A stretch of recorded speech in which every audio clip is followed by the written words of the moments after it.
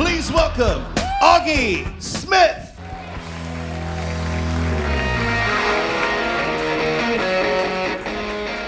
Stay seated.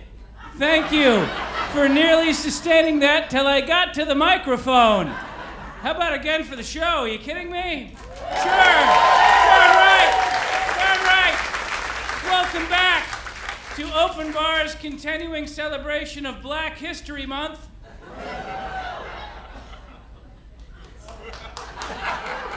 This show was supposed to be 3 months ago. We were supposed to have this show through. Did he tell you this? We were supposed to do this 3 months ago. And you know why they canceled it? Hurricane came through the day we were supposed to do it. And I told Ron, I said, that won't stop these crazy bastards from coming out. These people are from Florida. They don't care about no hurricane. They're high on bath salts and wrestling gators, man. They'll come out. They don't care about God's wrath. That will not stop them from coming to a comedy show. You could do it outside. They'll set up a crow's nest and shake their fist at the sky like Lieutenant Dan. But they backed off anyway. I was nearly killed a few months ago. I was in a tornado. I was in a damn tornado. Now say what you want about hurricanes, right? You know, hurricanes coming like a week in advance. You guys know with a tornado, the whole warning system is like, ah! There's not exactly time to name them, right? So I'm driving through Nebraska. I'm in my rental car. I'm surrounded by corn. I don't know where the hell I am. And then there's that fax machine noise that comes over the radio. Yeah. Uh-oh, that's bad. And radio jerks all like, the tornado's coming. Get in your root cellar, which you can't even get on a rental car. They're like curb feelers. And then how does radio guy warn you? He starts spitting counties out at you. Letting you know the counties that are going to be annihilated. Okay. Here's the thing about that. I don't live here. I don't know what county I'm in. Nobody knows what county they're in except for the Duke boys. Why are we using this antiquated system to warn people they're about to die? What? Go ahead, go on the road, try to find out what county you're in. Nobody knows. I pull off, I ask to get to that gas station. I'm like, dude, what county are we in? He's like, I don't know. I usually work nights. All right. Let's get into this thing. I am Auggie Smith. I come to you from Los Angeles. My Hollywood pronouns are who is he and never heard of him.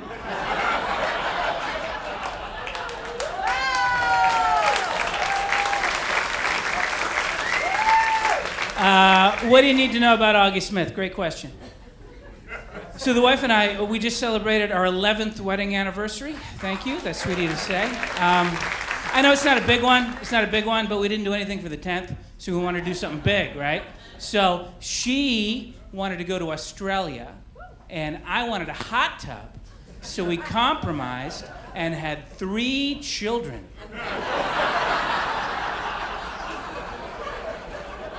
Now the thing, when a guy that has a gray beard tells people he has kids, normally people assume that those kids are through school and married and divorced and through rehab and back home by now. But need to understand, I have little kids. And people say that I'm a good father. That's what they say. And you know what they're basing that on? Facebook photos. It is the entire basis of Auggie Smith is a good father. Because here's the thing about being a father in America. The bar is incredibly low. If you take any interest in the upbringing of your children, you're in like the top 50% right there. So what happens is sometimes my children get hungry and need to eat. But they're very young, so I have to feed them. Then I take a picture of it and I put it on social media. And people say, "Who is this angel that walks amongst us?" God has sent down one of his minions to guide us through. Surely he is not human. Then sometimes my children need to go somewhere, but they don't have a license because, as I say, they're very young. So I drive them, and I take a picture of it, and I put it on Facebook, and people say, "Oh, that brave man! Obviously his wife is dead. Why else would he be taking part in the upbringing of his children if she was not? But he soldiers on anyway." Now, there's a reason for the incredibly low bar of being a father, and that's an unsung hero of our society. And of course I'm talking about the deadbeat dad. Deadbeat dad, this next joke's going out to you. Not only did you create most of the women I had sex with in my 20s, but deadbeat dad, the fact that you took off on your family has made me doing the bare minimum look positively heroic. Deadbeat dad, you ran so that I could walk.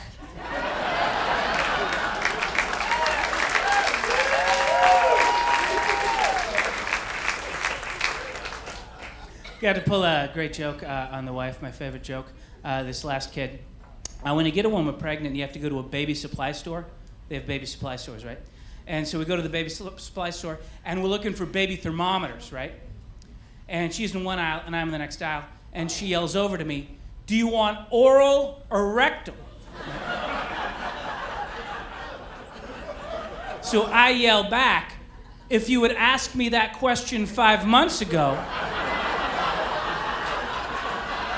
we wouldn't be in this jam," right? And she didn't laugh at all, but I gotta tell you, I stand by the integrity of the bit. Here's the thing. Sometimes you think of the perfect funny thing to say in a situation, and then sometimes you don't. But then sometimes you think of the perfect funny thing to say, but like 30 years later, right? That's the one that drives you crazy. I had one. I went to Catholic school, and if you went to Catholic school, you know, there was one day, and it was usually during junior high, where they had scare you about abortion day, right? And they would show you the abortion propaganda film. It's the scariest thing you've ever seen in your life, right? Then the nun would come out, and the nun would say, "What if Jesus had been aborted?" What I should have said was, "Well, then, I guess I'd be going to public school," right?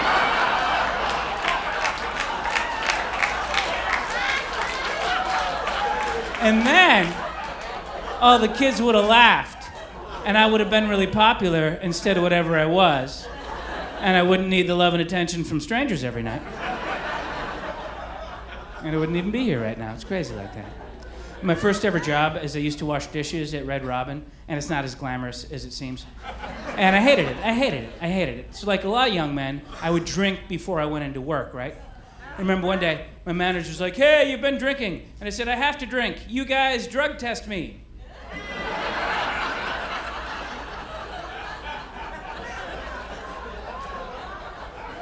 So I got a big promotion because of COVID. I got promoted from parent to teacher. My son was in kindergarten, and they closed the schools on us, so they gave him an iPad, and they sent him home to the kitchen to learn. Now you guys are probably wondering, "Hey, Aug, how would you describe your teaching style?" Great question. You know that obviously hungover substitute that would wheel in a TV and VCR and show you Charlotte's Web no matter what class you happen to be attending? Yeah. I aspire to that guy's level of passion. That is my stand and deliver. And I am Edward James, almost. Here's the thing. My problem is that for the pandemic, they didn't change any of the curriculum. Now, where I live, the school district is called LA Unified. It should be our soccer team, but it is actually our school district. And you gotta remember, when COVID started, I was one of the people that thought it was the end of the world. When COVID started, I was in my backyard stabbing cantaloupes as though they were my neighbors' heads in case I needed to quietly kill them to loot their ammunition. That's where I was at. Then I get my iPad and I take it home to the kitchen and I'm teaching the boy, and the curriculum is like basic alphabet and math. And I'm like, there'll be no alphabet in the new world. There might not be language at all. There's only going to be a series of grunts and sword pointing. We don't need to be teaching these kids to write. We need to be teaching them to fight and hunt and find water. They had these regular word problems like, oh, somebody has 2 apples and somebody gives them an apple, and how many apples do they have? Yeah, how about this for a word problem? A neighboring warlord murders your father, and you have to take revenge on behalf of the rest of the tribe. Is it a full frontal assault, or do you send in assassins late at night? These are the questions we need to be asking. Don't give them an iPad, give them something they can use, like a crossbow or a divining rod. And if you are going to give them an iPad, give them 2 iPads so they can rub them together and make fire.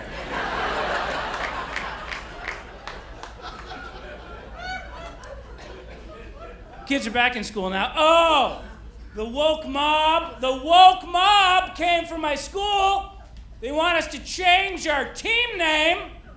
We're currently called the Camellia Avenue Elementary Dark Lords of the Underworld. And they want us to change it to Chiefs or something. And my point is, Harvey Weinstein paid for those jerseys, and he deserves to have his likeness on the front of them. No matter what else the man did, he also did that.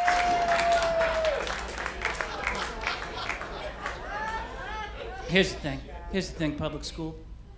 I just don't want you to be a parent, man. Just don't be a parent. That's all I'm asking. All I'm asking is that I bring you my child for the majority of the daylight hours. And if I can't actually get them there, I'm asking you to come and pick them up and then drop them off. And while they're there, I'd like you to teach them the history of the world and how to read and write. And I'd like to teach them all of mathematics and where all that came from. But I don't want you to be a goddamn parent. And if they get hurt, I'd like you to treat whatever injury they possibly got hurt with, and if they have a learning disability, I'd certainly like you to diagnose that and then treat that, but I don't want you to be a goddamn parent. And please, do not push your socialist bullshit in the middle of a government building being funded by tax dollars, many of whom don't even have children. And for Christ's sake, be armed. Is that too much to ask? You're working with children, for Christ's sake. Of course you have to be armed. Just like every Little League coach and umpire is armed, so will you be. What, they didn't teach you that in Sarah Lawrence? Just don't be. What I'm asking is, please don't push my child out of your birth canal. That's all I'm asking, is that, because that's how the teachers get in trouble, is by putting them students back up in the birth canal, especially in high school. And I don't think I could have done that. I'm not sure if Sister Agnes Rita would have gone for it, but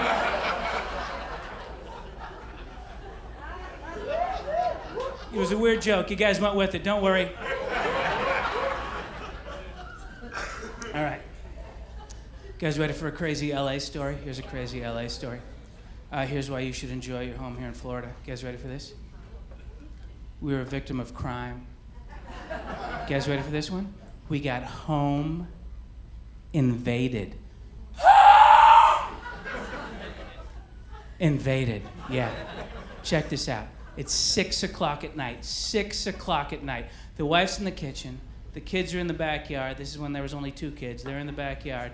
I'm in the only place you can get privacy in your house as a man. Of course, I'm talking about the bathroom. Okay. I hear the wife yell. It's the bad yell. So I go running into my living room, and there's a dude trying to bust through my front door. He's trying to bust through my front door. He's going bam, bam, bam. And he's yelling, please, they're going to kill me. And I'm thinking it's the purge. And I'm kind of excited. Because there's a lot of people I want to murder, right?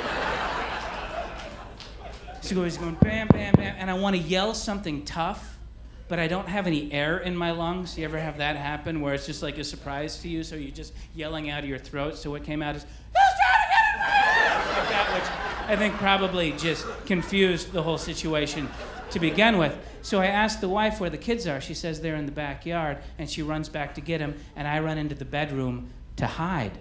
No.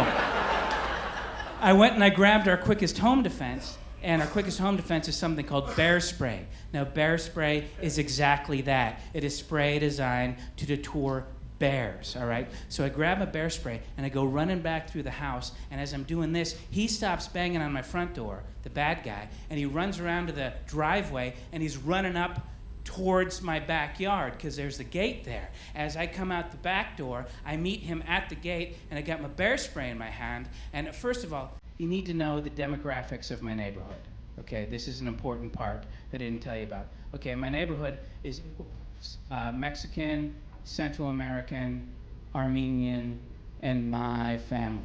Okay. So I got my bear spray, and I'm coming around the corner, and I meet him right at the gate, and I'm about to light him up with my bear spray, but he keeps yelling, "Please, they're gonna kill me." And it occurred to me that this might be my neighbor. This might be my neighbor. My neighbor has dark hair. This guy has dark hair. I've only lived there for 6 years. This might be my neighbor. So he stops. The wife gets the kids inside. He keeps saying, "Please, they're going to kill me." As he's saying this, a car pulls into my sight line, stops. 2 guys get out, and he says, "Those are the guys that are going to kill me." And it occurred to me what happened was that a drug deal went wrong. This guy ran to my house for sanctuary, and now I have to John Wick an entire drug cartel. Only my bear spray, which is fine so long as all of the drug dealers are in fact bears. If it's like Pablo Escobar, Vinny the Pooh, John. So the bear spray is doing its work. Everybody's staying where they are. So I got the bear spray in one hand, I got the cops on the phone in the other with 911, and here's the deal, guys. The cops just aren't coming. They're just not coming. It's taking forever, and I'm getting more and more afraid of what might happen. So here's what I wanted to say. I didn't say it, but here's what I wanted to say. I wanted to say, look, I know what my address is, but I'm white, so hurry. Because what's the point of having the privilege if you never use it? Now, here's the thing about Auggie Smith, okay? You guys are looking at an old school liberal, okay? I was raised by a single mother social worker. I voted for Michael Dukakis. When I was 11, I wore a t-shirt that said, "My body, my choice," okay? I think it's terrible that people of color are treated differently by law enforcement until I need law enforcement. Then I think it's kind of awesome. But here's the thing, is you can't just tell them you're white, right? Otherwise, 911 releases the tape to the media, and then I have to go on the Today Show and try to convince the world that I'm not a racist, and I know what my head looks like. So instead, you just got to say a bunch of stuff that only a white guy would say and hope that he picks up on it. It's like, dude, you got to hurry. Bro's coming up my driveway. He's right next to my Subaru Forester 4x4 hatchback with a Calvin and Hobbes bumper sticker on the back, and another one informing you what a great student my second grader is. Like, that's a real thing. You don't understand, you have to hurry. The wife, she just made some quinoa and smoked salmon, and we were gonna sit down and watch Ozark and Young Sheldon, and then have missionary-style sex, where we both have our eyes closed, thinking about past loves, and pushing down our feelings of insecurity. I want to talk to your manager. So,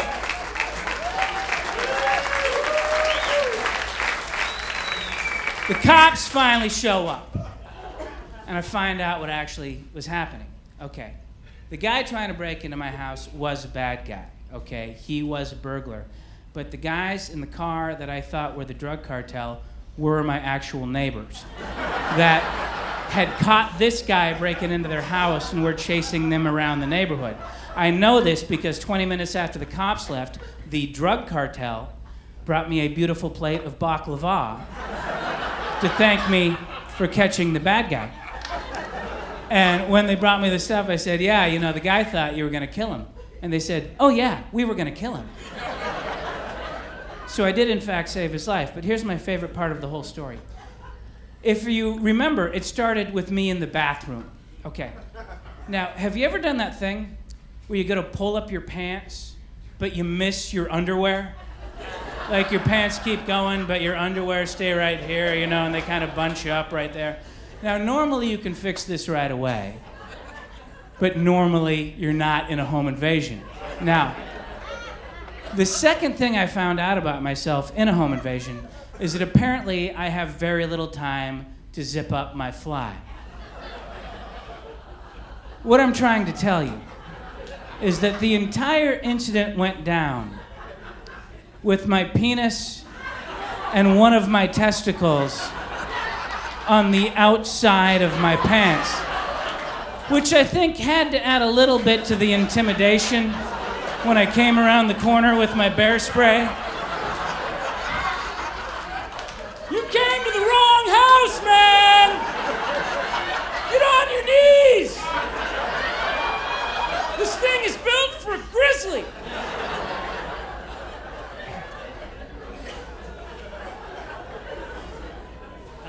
Good times, guys. All right, so let's get into this thing. I'm an old comic. Most of us are dead by now. And this is the part of the show where the old comic tells you about how bad comedy is and all the things we can't say anymore. You're not going to hear that from me. Because here's what Auggie Smith believes. Auggie Smith believes that comedy is better. Comedy is better now than it's ever been. This is what I believe. And you don't have to agree yet. Because I got to tell you guys, I did comedy in the 1990s, and it was a hate crime. It was a goddamn hate crime. I was there, and I saw it. Here's a joke we do in stand-up comedy. If you were on stage in the 1990s, and there was two men sitting together at a table, you know what you'd say every time? You know what you'd say? You'd say, what are you? On a date?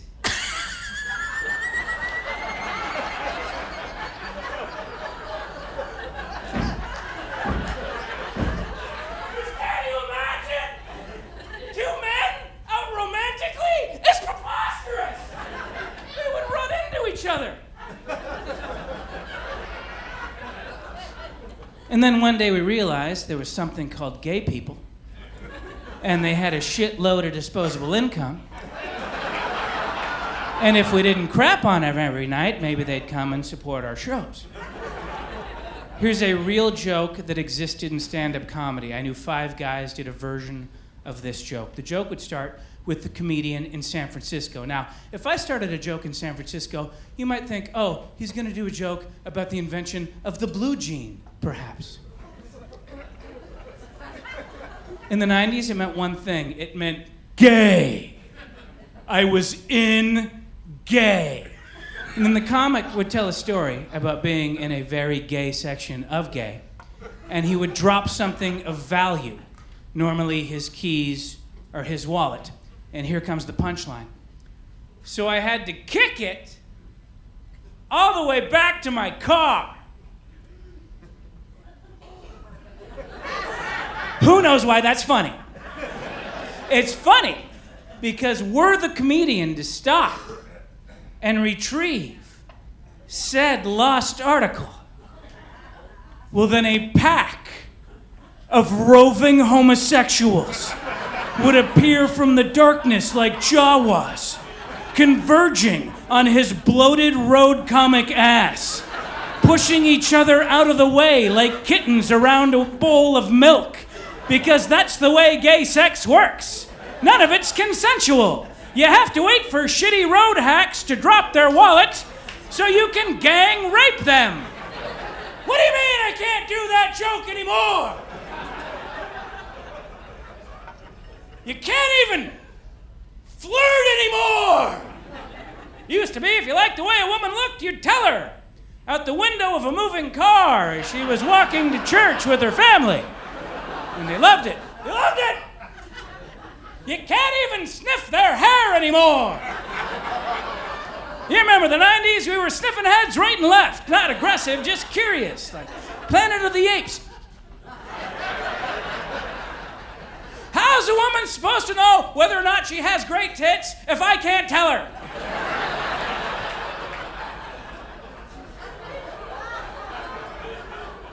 The world is different. The world changes. I'm okay with that. Everything's different. Young people, do you know this? When I first started smoking marijuana, you had to get your pot from a drug dealer. Man, yeah. He was the same guy you got your other drugs from. And he was a bad dude. And he looked like Machete. And he acted like Machete. And you met him in the bathroom of a crappy bar, and you didn't know if you were gonna leave there with an eighth or a knife wound, man. And that's the way buying drugs should be.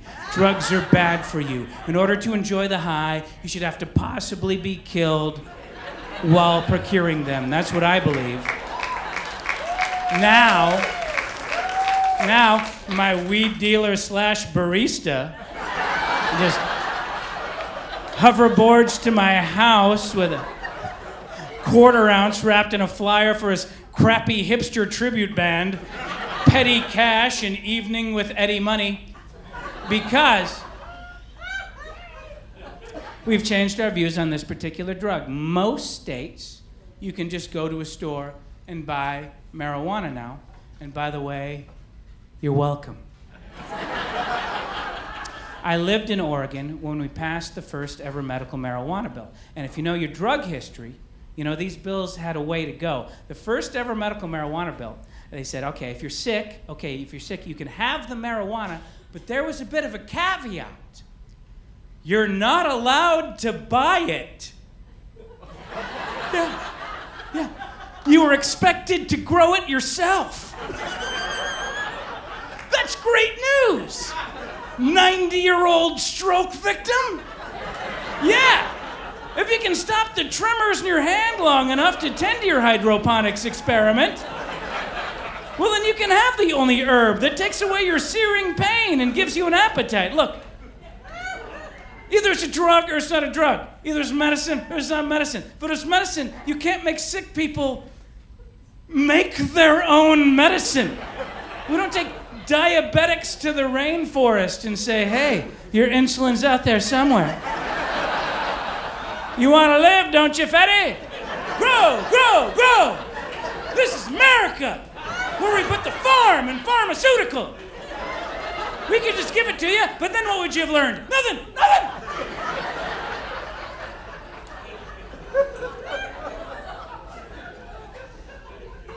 I gotta be getting out of here, guys. For my last bit, do you guys want to get weird? Let's break some comedy rules.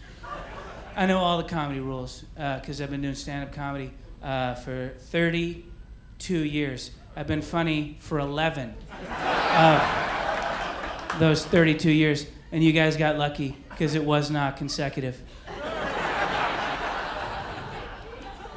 And one thing you never do is you never ask the crowd a question you legitimately want an answer to. We're going to break that rule tonight because I trust you. I'm going to ask you a question.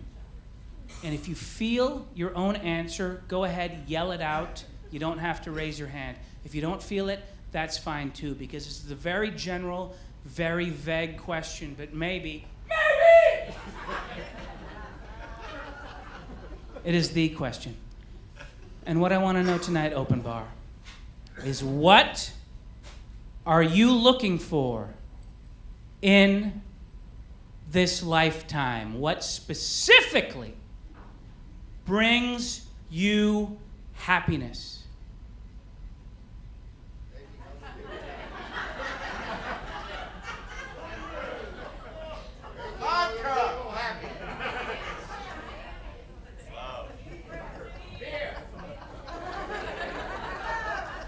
That's right. The answer is consistency.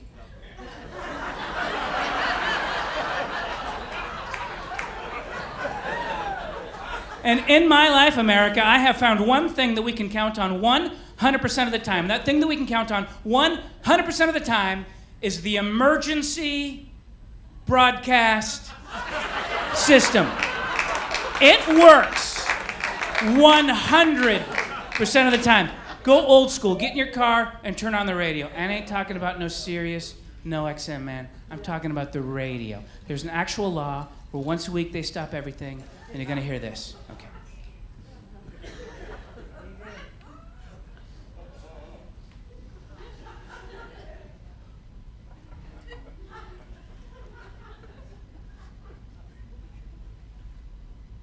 The following is a test of the emergency broadcast system. It's always immediately followed by,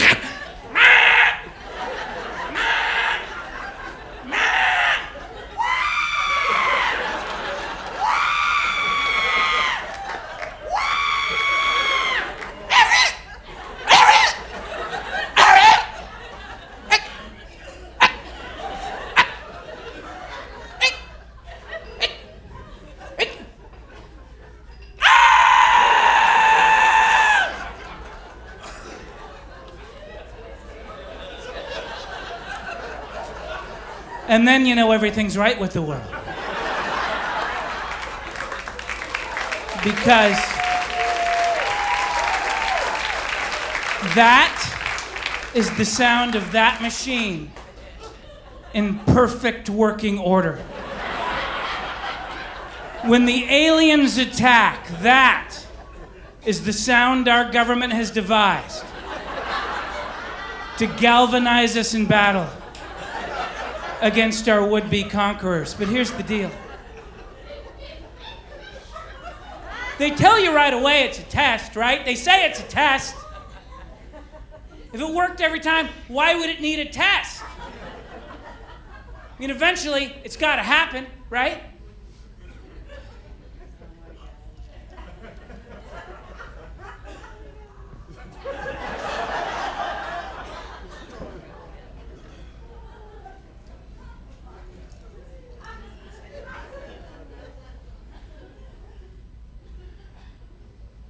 The following is a test of the emergency broadcast system.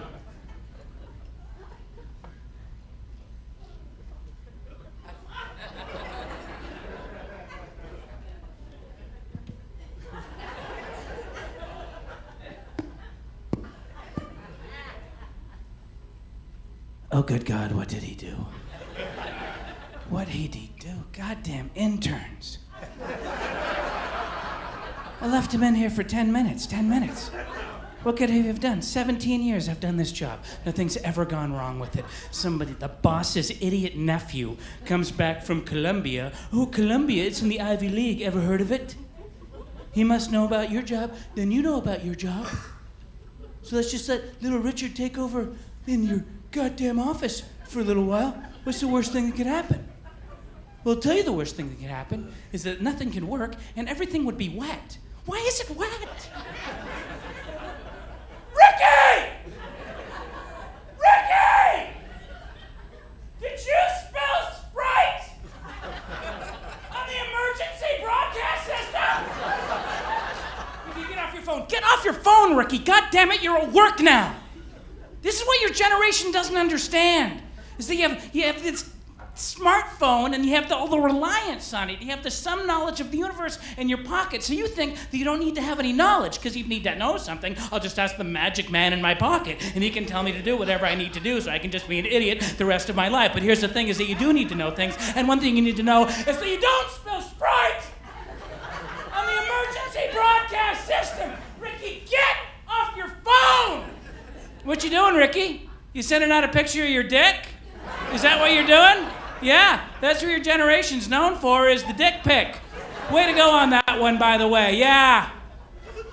When they invented the printing press, they printed a Bible. When Snapchat came out, it was dicks and balls, Ricky. And sometimes dicks without the balls, which is wrong. If you're gonna send the dicks, send the balls. That's why they call it a package. But never, ever send the balls without the dick, because people just think they're getting a ransom note. Ricky, get off your... By the way, Ricky, do you know why young men send so many dick pics? Do you know why? Because when you're a young man, your hard dick is literally the best thing about you. The fact that blood still runs to your phallus and engorges it for sex is the best thing about you. You know why I don't send dick pics? Not my best feature. Yeah.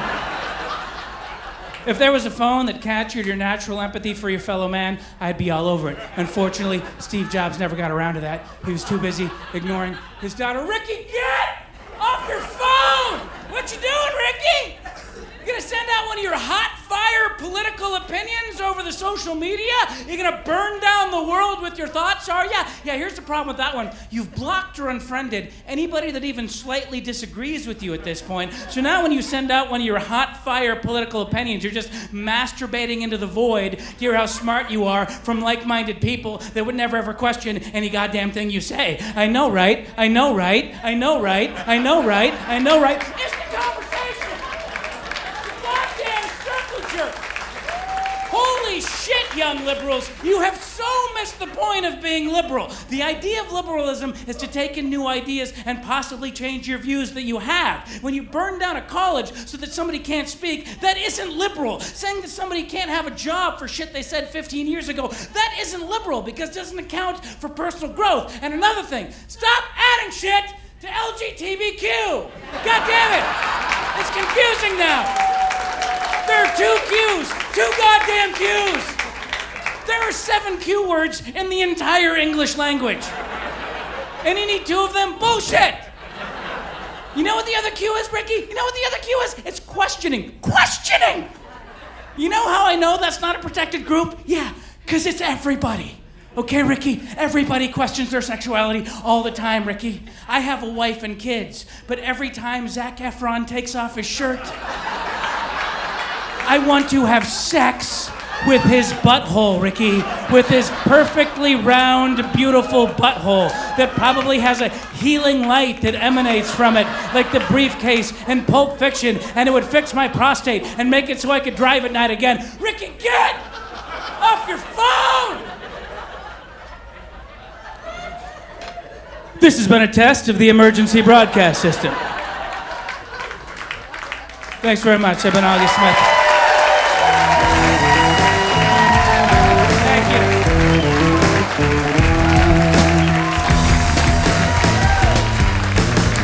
Auggie Smith, ladies and gentlemen.